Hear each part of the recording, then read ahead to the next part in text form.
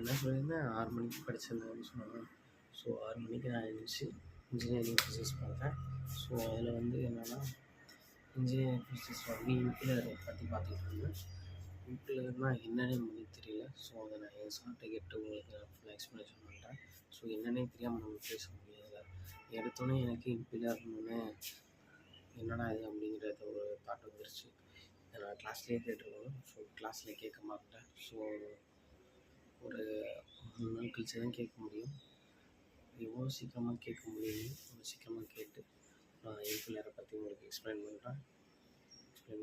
பண்ணிடுவேன். ஸோ இம்பிளர் எதில் வரும்னா ஃப்ளூயிட் மிஷின்ஸில் வரும். ஸோ இம்பிளர்னால் என்ன அப்படிங்கிறத பற்றி ஒரு எக்ஸ்ப்ளனேஷன் வீடியோ கன்ஃபார்ம் நம்ம சேனலில் வரும்.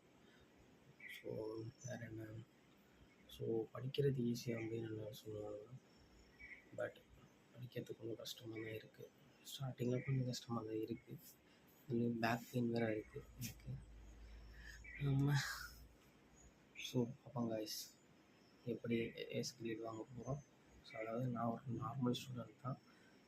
அதனால தான் எனக்கு இந்த ப்ராப்ளம்ஸ்லாம் இருக்குது. ஒரு டாப்பர் நான் நேரம் அடிச்சு தூக்கிட்டு போயிருப்பேன். கிட்டத்தட்ட பார்த்திங்கன்னா ஒரு 3/4 மணி நேரம் உட்காந்து படித்தேன்.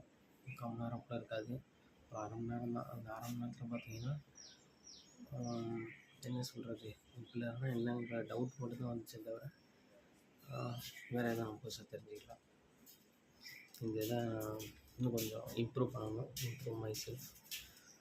ஸோ இம்ப்ரூவ் பண்ணுறேன்.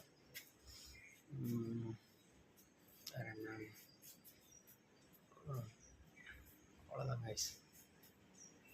எனக்கு தெரிஞ்சு டெய்லி வீடியோஸ் போட்டுக்கிட்டே இருந்தாங்கன்னா ஒரு நல்ல ரீச் கிடைக்கும்னு நினைக்கிறேன். சீக்கிரத்தில் நம்ம சேனலும் வளரும். வெற்றிக்கான பயணத்தை தொடரும்.